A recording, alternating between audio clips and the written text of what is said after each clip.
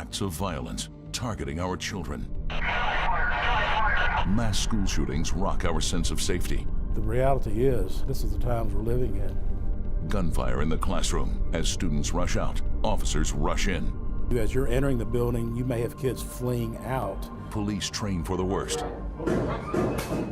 Preparing for a school shooting in our community, a community that knows the trauma of tragedy. It was any other day. Sun was shining. It was March.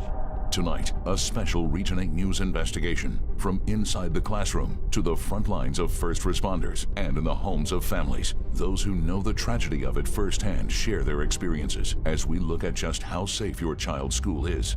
I've already lived this nightmare, and I was like, now I'm subjecting my own children to it, and I feel like I play Russian roulette every day with their lives. Every day I send them to school. Right now, a sense of security protecting our children. Here's Chris Carter. Since 1970, 589 people have died as a result of school shootings in the United States. Good evening, I'm Chris Carter. Thanks for joining us for this Region 8 News special investigation. 5 of those victims at Westside Middle School on March 24th, 1998. Every person tasked with protecting your children have a sense of security at the front of their mind. Over the next hour, we will talk to those who respond to the calls. We will look at how schools and law enforcement prepare for the worst, and we are going to talk to those who have lived the West Side tragedy. But first, we look at the problem of school shootings in America, a problem seemingly hard to combat, one that continues to grow. We do want to warn you, some of the topics and videos throughout the next hour may be hard to watch and see, so viewer discretion is advised. Hostile shots fired. 1200 building. They are the calls happening all too often in America. Police are responding to school shootings at a growing rate. School shootings in the history of the country, it's going on for years. Jonesboro Police Chief Rick Elliott knows the reality of a school shooting. He was one of the first officers to respond to Westside Middle School when 2 students pulled the fire alarm and began shooting at students who walked out of the building. It looked like a war zone. I mean, you had people running everywhere. You had teachers trying to get kids out of the line of what was the fire, line of fire. There's no explanation to why this happened. Brandy Varner's sister was among the victims at Westside. 11-year-old Brittany died in surgery after she was rushed from the school. It was there at the hospital Brandy learned her younger sister was dead. The emotion that you feel in a moment of seconds is so powerful and overwhelming, because I remember when he came in and he said it, and just the first part of what he said was, as soon as she got here, and I remember being hopeful, thinking, okay, she's okay. Since that March 1998 day, hundreds more children have died while attending class. Since 1970, the Sandy Hook Promise estimates more than 2,000 school shootings have occurred. The deadliest, the shooting at Sandy Hook Elementary School. 27 people were killed. And since that December 2012 massacre, the numbers have grown. Of the more than 2,000 school shootings, almost half, 948, have taken place since. In the 2020-2021 school year alone, the National Center for Education Statistics found there were 93 shootings at a public or private school. We don't have any description yet. We just hear shots, but there appears to be shots fired. Keep the school locked down, gentlemen. Beyond the dead and wounded, children who see the violence or hide from a barrage of bullets can be profoundly traumatized. The Sandy Hook Promise, a nonprofit created to protect schools from gun violence following the Sandy Hook school shooting, found since the Columbine High School shooting in 1999, 300,000 students have been on campus during a shooting. And it's something police have to consider as officers rush in. You know, you had the wounded, and then you had the psychologically injured. They were not physically hurt, but they were laying on the ground. They couldn't move. The likelihood of long-term effects is high. An estimated 3 million children in the U.S. are exposed to shootings each year, whether at school, in their communities, or at home. The majority of them teens. The United States Secret Service estimates more than 70% of school shootings occur in high schools. I was advised possibly 3 more victims, the shooters possibly inside the 3-story building. For those tasked with protecting and serving, preventing these numbers from rising is key. You can't plan 100%. Everything will go smoothly according to plan. And protecting our children is at the forefront of teachers and administrators. They want your children to enjoy school and to be safe. I just think that we have to do whatever we can. I mean, our kids are worth it. And whatever investments we need to make to ensure their safety, we should be doing. Over the years, school security has changed. It's more advanced and it's more high tech. Our Griffin Demaray talked with those who are in the Mark School District, and he joins us now with what they're doing. Griffin. Chris, making sure students are safe is no small task anymore. And administrators believe without safety upgrades, parents won't feel safe sending their children to school. As a parent and as an educator, there is nothing more important than keeping our children safe. In an ever-changing world, even dropping your kids off at school is something that leaves people on edge. I think our first job as a school district is we have to provide that safe environment for our kids. That is exactly what school districts around Northeast Arkansas are doing. In Marktree, the district is making major upgrades in the wake of school shootings nationwide. But if we're ever faced with a situation that's as tragic as those events, we want to make sure that on the front end we've taken every precaution, possibility, everything we can do to protect our kids, to make sure that they're safe once they get here. Those precautions include different training exercises as well as physical upgrades around the building to help keep danger out. We're updating some of our exterior doors, making those more heavy duty, stay locked. We're adding a SRO to the campus. I think that'll be a great asset to kind of help shore up that safety side of things. For a small district, these are major upgrades. Superintendent Matt Wright said the district does not want to look back and realize it was too late. You don't need a resource officer until you need a resource officer, and if you've waited, it's too late in one of those terrible events. Along with the upgrades, the school will be introducing active shooter trainings on a scheduled basis, something they have never done before. Whitney Phillips and Tyler Permenter are both principals in the district. When I first began in education, we really didn't have active shooter trainings, and then as the years progressed, we started training in active shooter drills and things like that. At the end of the day, Superintendent Wright said he would do anything for the children. There is nothing more valuable than our students. They are the most valuable commodity that our communities have. Will these things ever occur? We don't know, but ultimately we have to be prepared if they ever do. Wright said he has kids of his own and knows how parents feel right now, and said his goal is to make sure no one is worried about sending their child off for the day. In Marktree, Griffin Demaray, Region 8 News. Past tragedies mean future changes for school districts. Like in Marion, we have already seen it happening across our area. Hundreds of new security cameras will be installed in every building in the school district. Locking systems are also being installed. The district will also use the Rave panic button, which allows first responders to be notified quickly in an emergency. Parents will also see uniformed law enforcement officers daily at every school campus. And where you live can play a major role in how schools are protected. Rural and small school districts tend to have a higher number of school incidents. Since 1970, the Associated Press found of the 10 deadliest school shootings, all but one of them took place in a community of less than 75,000 people. Most of the shootings have occurred in cities with fewer than 50,000 people. Now, this map shows the 10 deadliest school shootings. The deadliest was in 2012 when 26 people were killed at a school in Newtown, Connecticut. The 1998 West Side Middle School shooting is on that list with 5 people killed.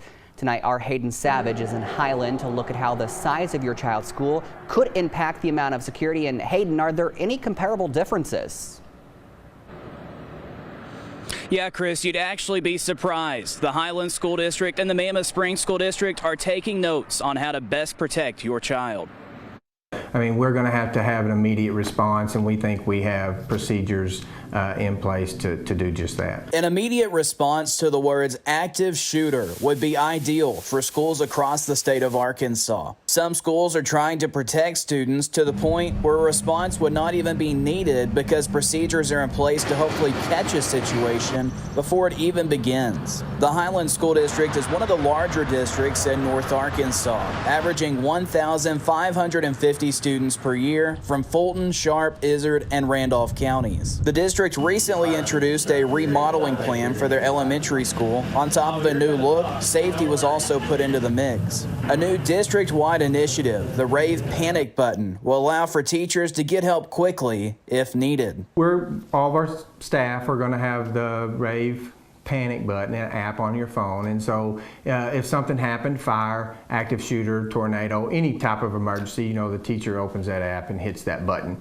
and then we should have an immediate response from administrators, SROs, CSSOs, and local. Lewis tells me teachers on staff in the district have special training related to an active shooter scenario. Other safety measures, Highland features 3 resource officers on all 3 of their campuses. Each campus has a buzzer system located in the front office to allow personnel to view guests coming into the school. We do have more opportunities because we have more students and we are a bigger school for additional resources. Smaller communities such as Mammoth Spring don't get quite as much funding, as the district only has a total of around 450 students per year, almost a third of Highland's number. But if you think security might be a lower priority on the budget at a smaller district, that isn't the case. Not only does the school have a buzzer system for almost every entrance on campus, but new security cameras are also in the works. Superintendent Jenny Wisnat said it was a slow process, but almost every door on campus is now being monitored. Whenever I was looking at the door systems and things, whenever I took over,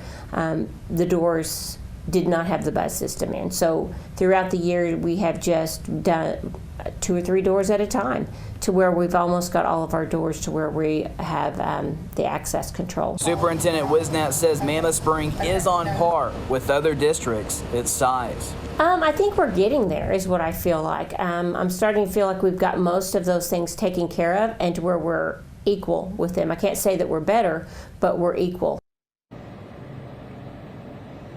And Chris, both superintendents told me they would do whatever it takes to make sure their kids are safe at school. In Highland, Hayden Savage, Region 8 News. Hayden, thank you. And as students return to the classroom, teachers and school staff find themselves responsible for education and safety. It is a role they have to take serious, and some believe it is the biggest challenge of their career. Everybody wants to be a hero. I don't know. I don't know that I would be a hero. I think I would be freaked out. I think I'm looking at these kids and I'm going, I've got to figure out what to do with them to try to save their life. Am I going to make the right decision? Brandy Varner is a teacher of 5 years. She survived the West Side shooting. As we told you, her sister Brittany was killed. Today, a memorial sits behind the middle school honoring the victims. Every day, Varner walks into her classroom. She feels a sense of pressure to keep the children safe, and it is all related to her experience at West Side. Armani Williams is outside the Jonesboro High School now with a closer look at how teachers play a role in protecting the school. Amani.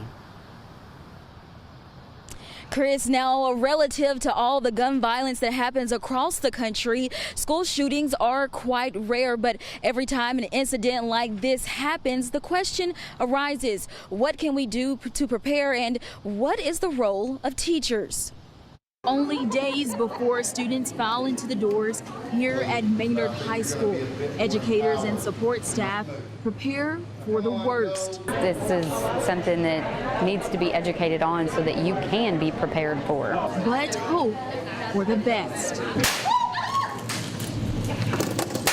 Our goal is really to prepare the faculty and staff in K-12 to react in the event of an active killer event. Jared Bassium is the director of the Law Enforcement Training Academy. In 2010, the academy began teaching civilians, like teachers, about active shooter training skills.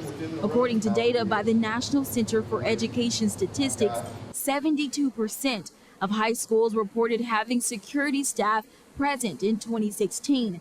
In 2006, that number was only 63%. Bassium said as more school shootings happen, more districts are interested in the training academy. We teach that curriculum. We've been doing this for many years now, but obviously with what happened in Uvalde, we've had a lot more demand recently. Anxious. Anybody fearful? Very. Yes. Bassium was a certified teacher before going into law enforcement.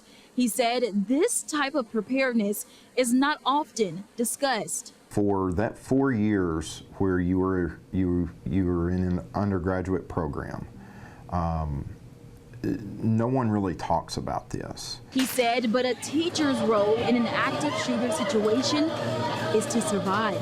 Is to give them tools to allow them and their students the highest degree of survivability rate possible. Run, hide, fight. That is the national standard to go by.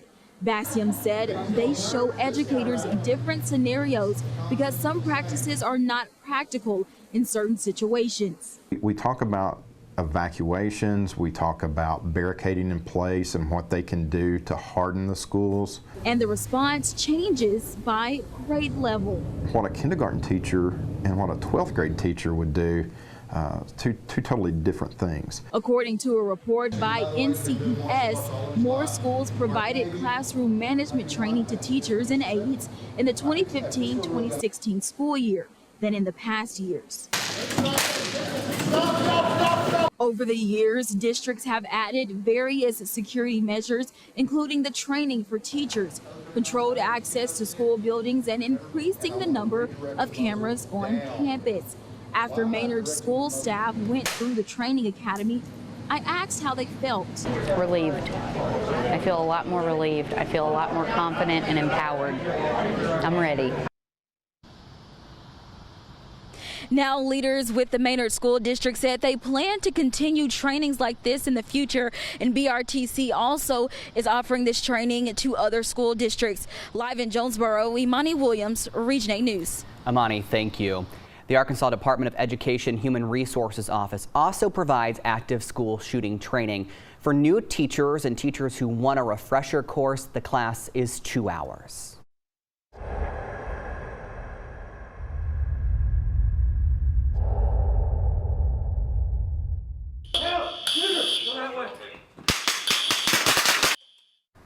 And providing a sense of security means preparing for the worst. When a tragedy happens, we expect our first responders to be well-trained and ready to respond. So throughout the summer, members of the Jonesboro Police Department sharpened their skills with hours of training.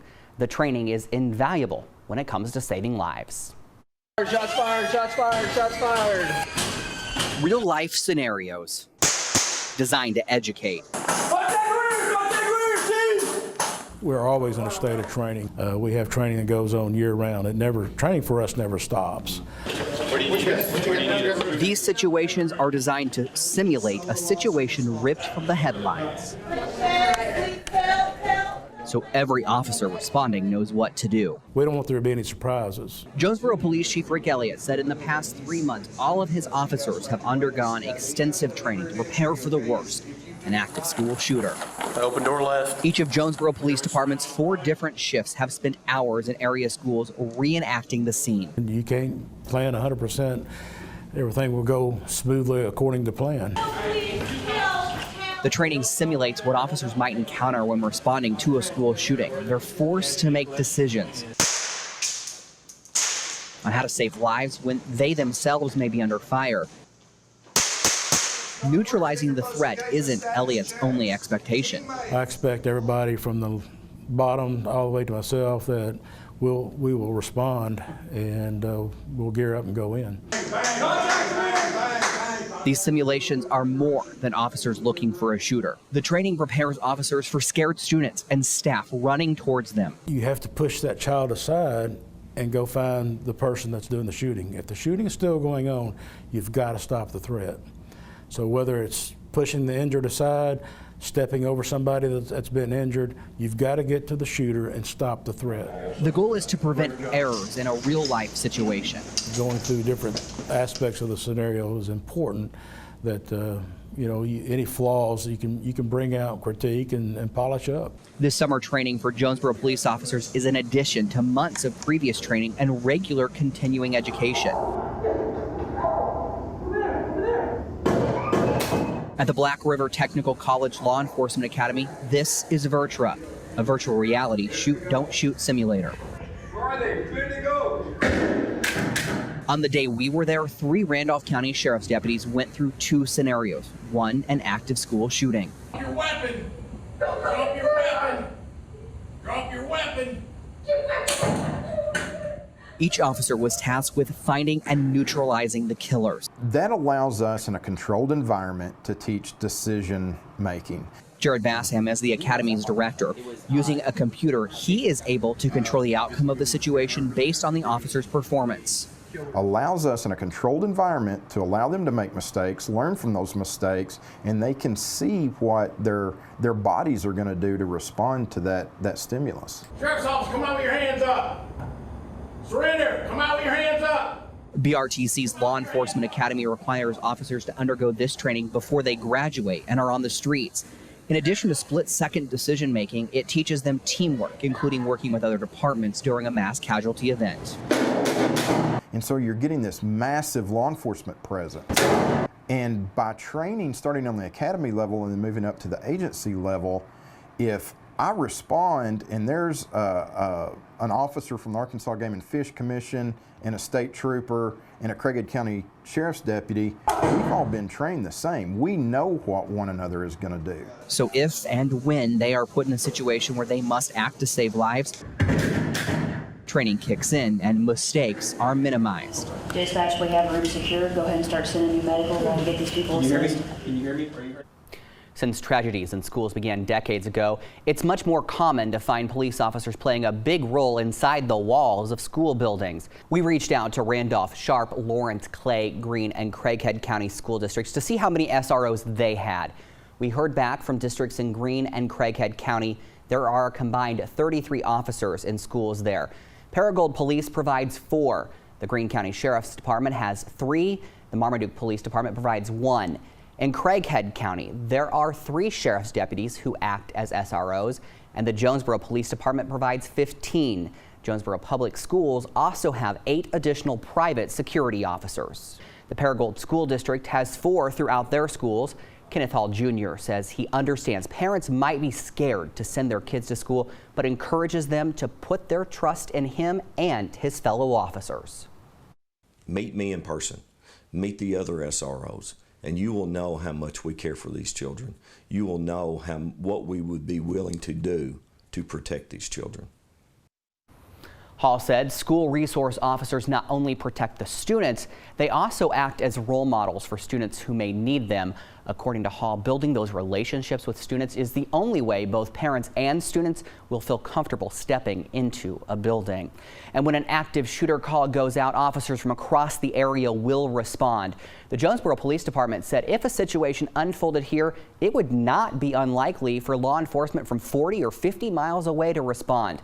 The problem becomes coordinating all of them. Our Chase Gage went behind the radios at the Craighead County E911 Center to see how it's done.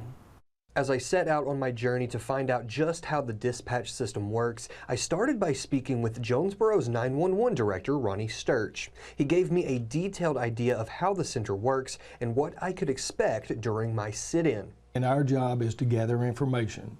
We do that every day, all day long. We gather information, but once we get that information, we can't hold that information. Our job is to put that out to the responders. We're going to get that information, we're going to put it out to them so then they are prepared and can make informed decisions in the field as to how they're going to address that situation. However, conversations can only take you so far. After a breakdown of the rules when it comes to recording my experiences, I packed my things and headed across the hall to the dispatch center. Now the Jonesboro and Craighead County E911 Center is just behind me over here. I'm about to go inside for a behind-the-scenes look on just what happens when anyone calls 911.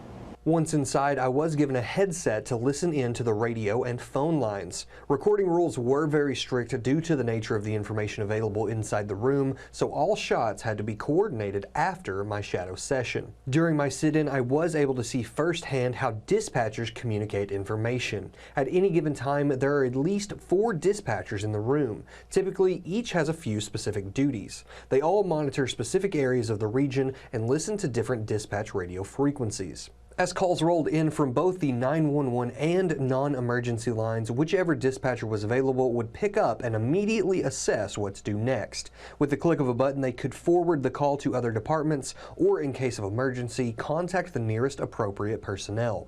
While I was there, the 911 line rang multiple times. Every time a report was made and either police or EMS were directed to the scene.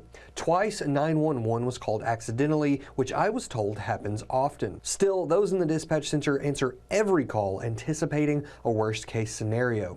Police Fire Dispatch, Melanie. Sturch said keeping that mentality is key. Unfortunately, we don't know when it's going to happen.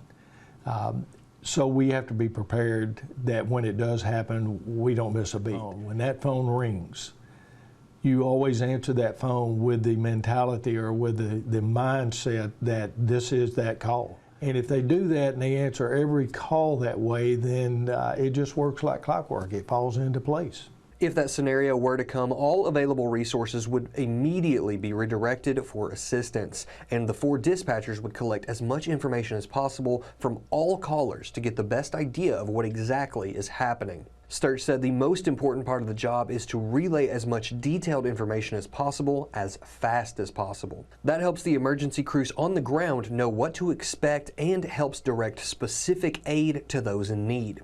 Though there is no such thing as too much information in these situations, the influx of calls can impact the dispatch center. In a high-risk, low-frequency event, an emergency operations status is declared. This allows dispatchers to disregard calls that are deemed non-emergency or not pertaining to the situation at hand.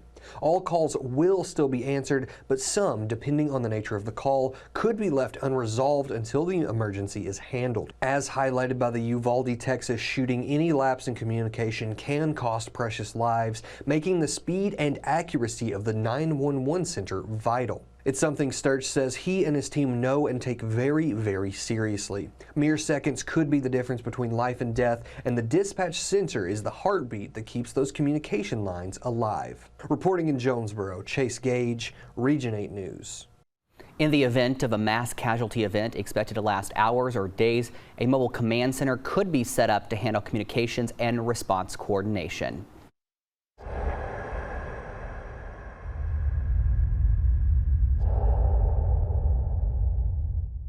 Lives on the line, split-second decisions could mean all the difference. Still ahead, protecting yourself when the worst happens to you. Plus, reflecting on the past to prepare for the future. Every time I think of the shooting, all I see is her laying on the ground, shot in the head. Those impacted by the tragedy at Westside Middle School remember that March day as they work to keep schools secure.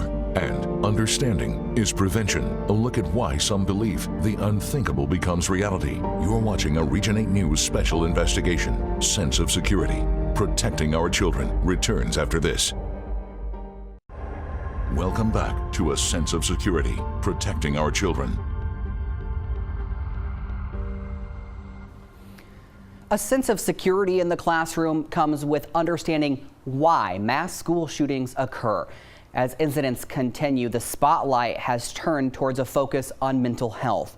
Mental well-being is critical for students and staff. Mental health professionals and school leaders want people to know it is okay to not be okay. Armani Williams looked into the issue of mental health in schools. Measure of how people are doing from a mental standpoint. Mental health. Overall well-being of a person's emotional and intellectual and physical health. A topic not often discussed, but it recently moved to the forefront as mental illness awareness became mainstream. When I started back in 2000, it was fairly new to have mental health in schools. We've always had guidance counselors and they're always available to the kids, but to have someone there to deal more with the in-depth mental health issues that students are having. According to a report by the National Center for Education Statistics, 67% of public schools increased the amount and types of mental health services they provide since the COVID-19 pandemic. But the increase in services is not the answer to the mental health crisis in schools. J.D. Walker, mental health director for Nettleton Public Schools, said communication is the start. Key to part of moving away from this crisis with mental health or mental illness that we're kind of facing with schools right now is that relationship, the relationship between students, relationship between teachers and students. Mental health services help improve school climate. Clinical psychologist Dr. Dana Watson said the way students and teachers feel in school physically coincides with their health mentally. Once they get to school, if they don't feel safe there, they're not going to be able to concentrate or attend to the lectures. They're not going to be able to retain the information. If they don't feel safe, they may not be able to socialize very well. According to the NCES report, during the 2021-2022 school year, the most common type of mental health service provided at public schools was individual-based intervention.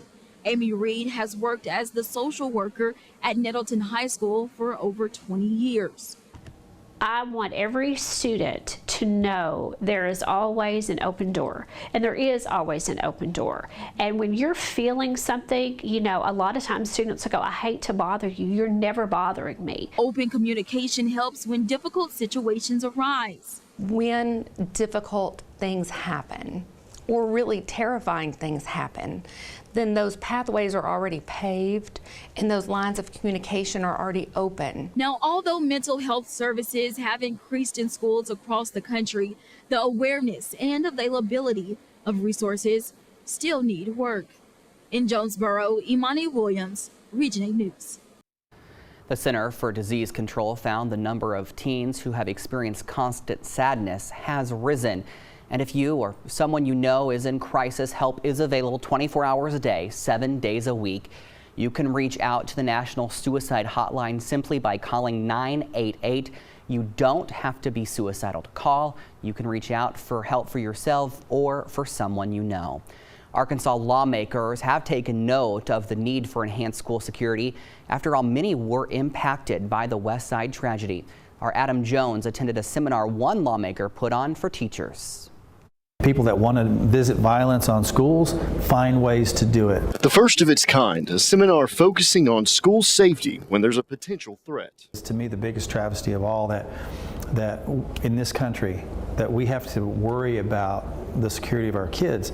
But we do. The world's changing. The program was a joint effort by Congressman Rick Crawford, Homeland Security Bombing Prevention, and the Cybersecurity and Infrastructure Security Agency. We have a pretty diverse geography represented here. Over 140 school administrators, police officers, and teachers attended the workshops, learning about different types of threats that could put your school in danger. They all have the same thing in common. That's keeping their students safe, keeping their teachers safe, and making sure that we have a safe environment to educate our kids. City leaders learned about active shooter preparedness, K-12 school security guide and assessment tools, moderated annual active threat preparedness and resilience, as well as bomb threat management planning. Schools are vulnerable. I think typically most schools are fairly safe, but we've seen where those vulnerabilities have been exploited, and we have to, this is a conversation we have to have. These are soft targets. Although security in schools has ramped up tremendously over the last 20 years, threats are still a major issue in not just Region 8, but our entire country. In many cases, school shooters have an intimate knowledge of the school. They know how it works. They know they've been through fire drills. They know the teachers. They know some, for lack of a better term, some patterns of life as it applies to that school, and they know how to exploit those safety gaps. Unfortunately, school shootings aren't the only threat we have to worry about in this day and time. The traditional view of school violence is using firearms. We're seeing an increase in IED threats. And this is happening at schools and colleges across the country, and the increase is phenomenal year over year. Talking with Representative Crawford, I asked the one question that's on everyone's mind. Do you think that teachers and students are safe within schools right now? I think generally speaking, yes. I don't want parents to have this overriding concern about when they drop their kid off at school that they have this sense of dread, and that's what I think we need to instill on our parents and on our students, is that's why these people are here today. And that was our Adam Jones reporting. Governor Asa Hutchinson signed a $50 million school safety grant 1 week ago today. It will allow schools to pay for implementing one-time recommendations from the School Safety Commission. Among the commission's recommendations, all districts should have a behavioral threat assessment team. A statewide safety tip line should be established for reporting concerns. All students should have access to mental health services. All classroom doors should remain closed and locked during school hours, and schools will also be required to undergo active school shooter training. And as soon as an alert comes across a guardian's phone or their email, panic really begins. The alert may be on a school going on lockdown because of a threat to the students. The first reaction of guardians is to pick up their children. Law enforcement and school leaders believe this very panic causes more confusion. During emergencies at schools, emergency responders need to get close to the scene. When parents rush to pick up their children, it complicates things. Jonesboro's Police Chief Rick Elliott said the role of parents in an emergency is to be calm and wait for instructions from leaders on the scene. So it's important that I keep this flow open. And yes, I understand that, you know, you want to check on your child, but if we got the school locked down, you're not coming in. And then if you do come in, then you're a potential threat also. Elliott said with some guardians carrying guns, they may be even seen as another threat. And just as the number of shootings have rose, so have the number of false reports against a school. It is a growing concern for school leaders and for law enforcement. In Sharp County, Shane Russell will take over as sheriff at the end of the year. Russell is currently the Highland Police Chief. He said he has dealt with the boy who cried wolf situation in the past and has a message for anyone who might be considering it now. We will address each one regardless of intent. They'll be held accountable. We will find them, and the school is learning more and more all the time of how to track people in their electronic devices and how to find those people. Russell said as the next sheriff, he is ready to do whatever it takes to protect the children at all of the schools in Sharp County.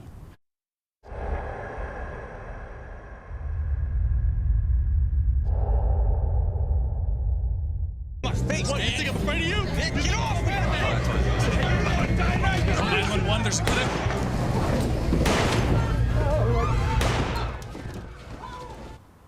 Mass shootings aren't just isolated to schools, they can happen anywhere. Being prepared and knowing what to do can save your life. In the case of school shootings, the Sandy Hook Promise found 4 out of 5 attackers told someone of their plans before carrying out the attack. Warning signs are usually there. Here are some telltale signs the Sandy Hook Promise found.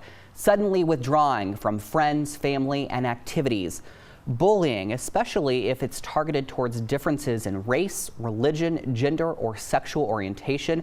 Excessive irritability, lack of patience, or becoming angry quickly. Experiencing chronic loneliness or social isolation. Expressing thoughts of harming themselves or someone else. Making direct threats towards a place, another person, or themselves.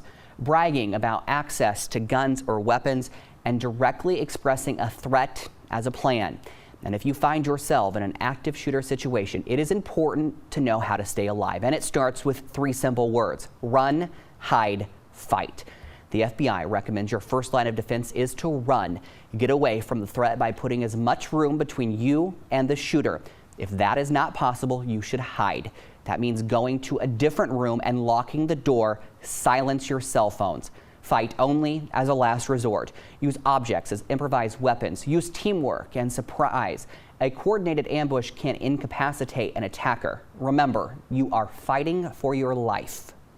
You have to really commit to addressing that threat, and you have to fight like your life depends on it, because it does.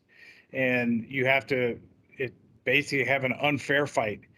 Do everything you can to survive, and that means be aggressive and do whatever it takes to win that fight, because you are fighting for your survival. You should also prepare for the worst before it happens. That includes having situational awareness of where you are at all times. For many, it is not a matter of if, but when a tragedy will happen, and talking to your children during and after is critical. The Children's Hospital of Philadelphia Center for Violence Prevention offered several tips to do so. First, make time to talk to your child about the event. Reassure your child they are safe. Experts said emphasize schools are generally safe. You should also validate their feelings. Explain all feelings are okay. Let your child talk, put things in perspective, and let them express feelings the way they need. That can be through writing, music, play, or art. Be patient. Children and teens don't always know how to ask for help or to talk. Pay attention if you notice them spending extra time with you or if they seem to want to say something but don't. Observe your child after an event. Changes in behavior, appetite, and sleep patterns can indicate a level of anxiety or discomfort. Limit viewing of the events. Seeing things not developmentally appropriate can cause anxiety and confusion, particularly in young children. Maintain a normal routine. This can reassure your child and help them maintain good physical and mental health. Finally, seek help. As adults, we do not know all the answers, and sometimes helping our children can impact our health. It is important to get the help you need when you need it.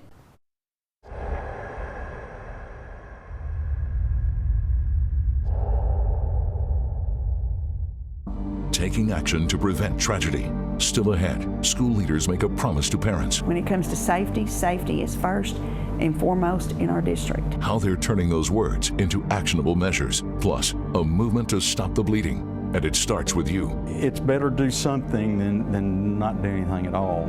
Tonight, the simple things you can do if you come across a traumatic event. And speaking up to stop the violence. Police make a plea to everyone. Sense of security. Protecting our children is back after this.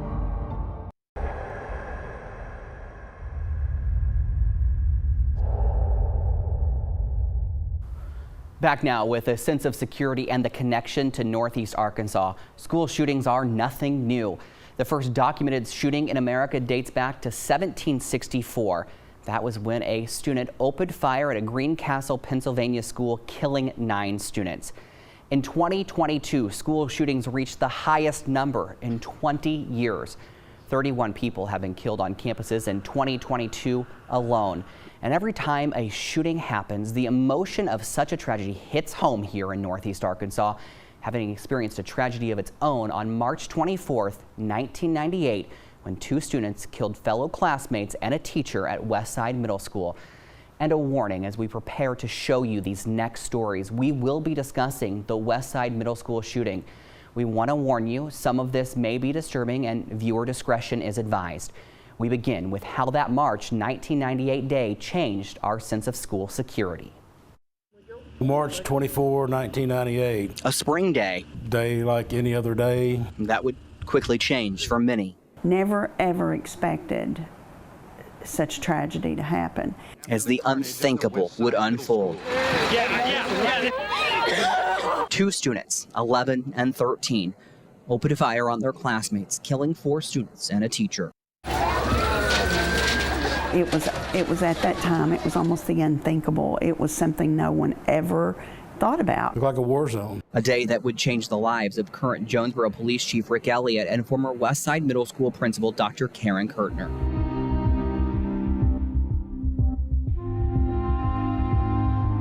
You don't have to think long about what happened. It instantly comes back to you.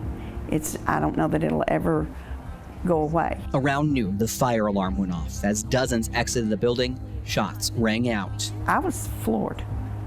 I couldn't imagine in my mind that 2 young boys that age could have done something. The day of the Westside tragedy changed a community and a nation. On World News Tonight this Wednesday, the killings in Arkansas. One of the children was trained in target shooting. Only the second mass school shooting in America to receive major national television coverage, the tragedy opened the eyes of the nation. We were very, unprepared really, because we never thought we would have such a crisis like that. Reflecting on that day in her office as the Nettleton School District Superintendent, Dr. Kurtner remembers how unprepared she was. There was no plan for an active shooter, but as more shooting scenes would play out. They already fired it off, we were rolling on it. Those like the Columbine High School shooting just months later, Dr. Kurtner said preparedness changed. We're more prepared today.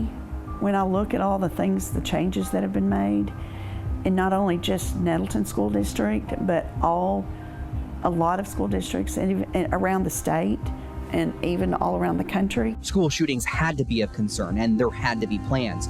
For Kirtner, those plans involve students, staff, parents, and law enforcement, and an open line of communication.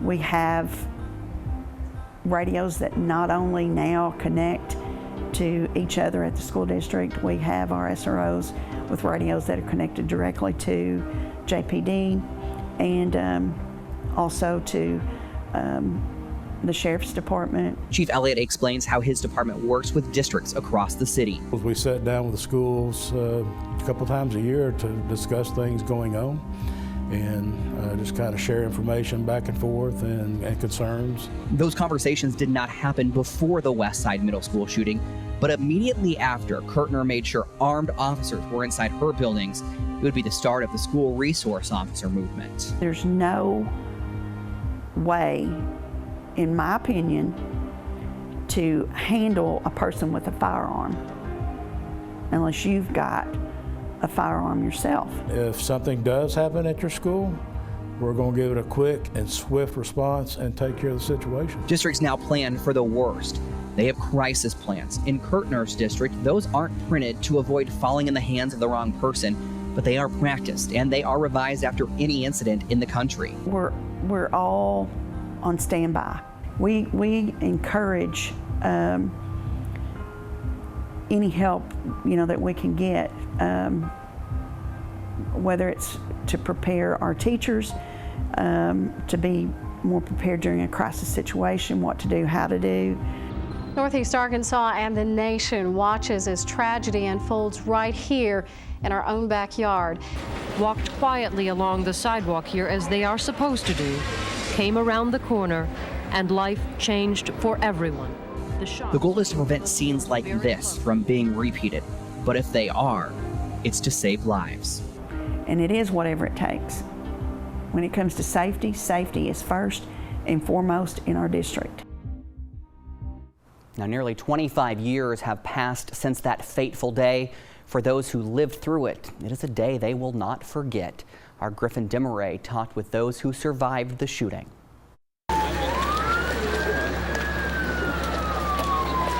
Images like this ingrained in the memories of students at Westside Middle School.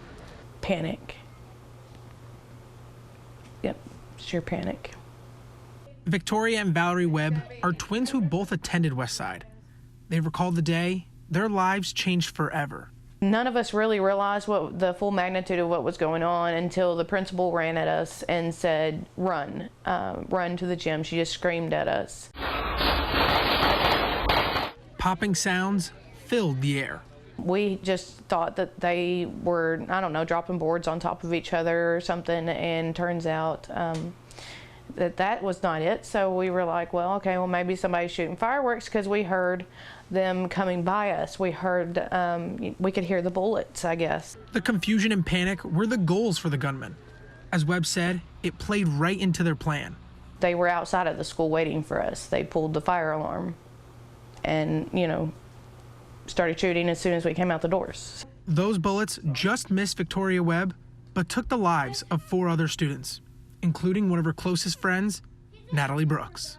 I was standing in a group of kids, and the one beside me, Natalie Brooks, she was killed in the shooting. She was shot in the head, right square right there, and it was not what you would think you would see if somebody was shot in the head, but it was a very disturbing image. Victoria said, it's like that moment is frozen in time. Every time I think of the shooting, all I see is her laying on the ground, shot in the head.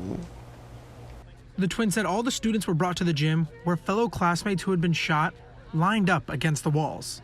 It's a gut-wrenching feeling that no child should ever have to experience, and it's just heartbreaking that it's still happening today. In the days after, students from across the country mailed Westside students letters of support. But those acts of kindness don't take the sting out of a forever wound. Scared. I stayed scared for a long time. This will never go away. This is something that is life-changing. When the two look back on March 24th, 1998, They said it shaped their lives and made them stronger. I hate that it sounds that way, but you have to find the good in everything or life is just miserable. Sisters who will carry on the memory of a tragedy for the rest of their lives. In Jonesboro, Griffin Demaray, Region 8 News. Victoria and Valerie both have children of their own now who all go to Westside. They both said there was nowhere else they'd rather have their kids go to school.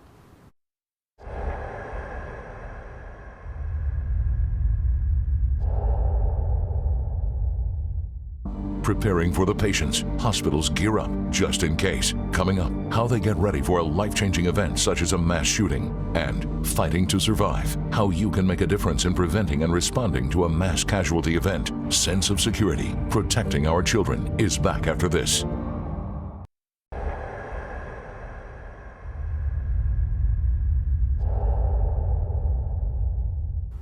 On standby at all times.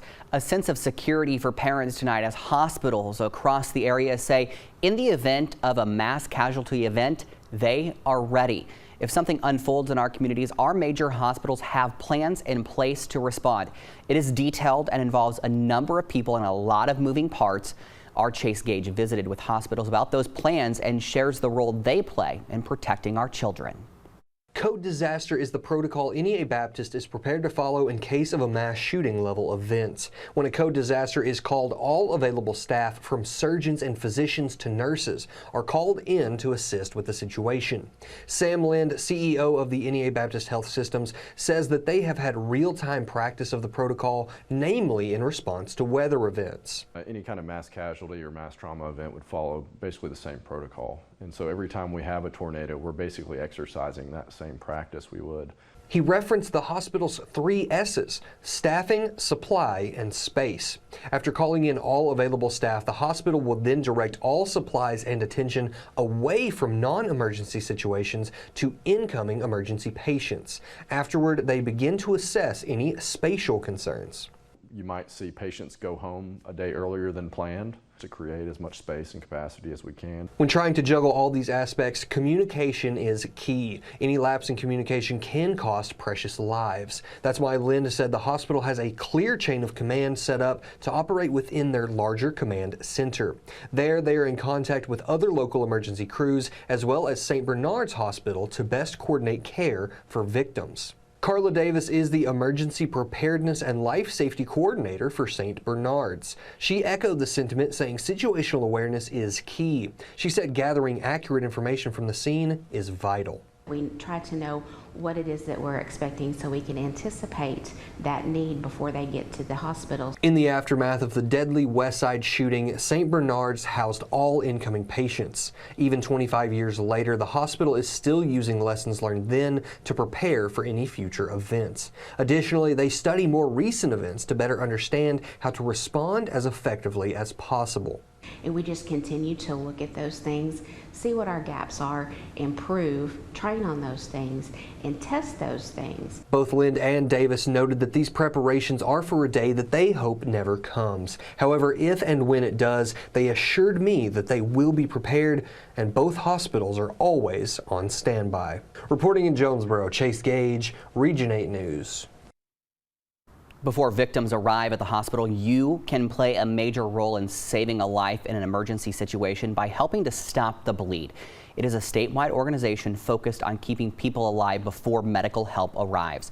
The Northeast Arkansas chapter of the Stop the Bleed Foundation provided training at Arkansas State last month, and you can get trained too. A victim can die of uncontrolled blood loss in 5 minutes or less. Through the foundation, students learn how to apply pressure, a tourniquet, or a chest seal. If you have not gone through the training, the foundation still wants you to act. All you have to do is apply pressure to a wound. Apply pressure to a wound, do something. We get to so many accident scenes that no one's doing anything, and if you at least do something, you can cut the odds down of a person dying. It's better to do something than not do anything at all. The foundation encourages everyone to carry a pair of gloves in their car so you can apply pressure if you come upon an accident. In Arkansas, if you act in good faith, the Good Samaritan law will protect you from any potential lawsuits or criminal charges. And it is the role of all of us to help stop these tragedies. Something as simple as telling someone could save a life. Sandy Hook Promise found in 4 out of 5 school shootings, the shooter told someone beforehand. It is why, for decades, law enforcement has encouraged you to say something if you see something. Call 911 if it's an emergency, or if you're in Jonesboro or Craighead County, you can call Crime Stoppers. The number on your screen, 870-935-7867. Again, it's 870-935-7867. The safety of our children is paramount. It's for parents, for school staff, for law enforcement, and for us. It is a job no one can do alone. All of us play a role in securing our schools. You can find more information on school shootings and watch all of this special online on KIT8.com and the Region 8 News app. Thank you for joining us for this KIT Region 8 Special Investigative Report. Have a good night.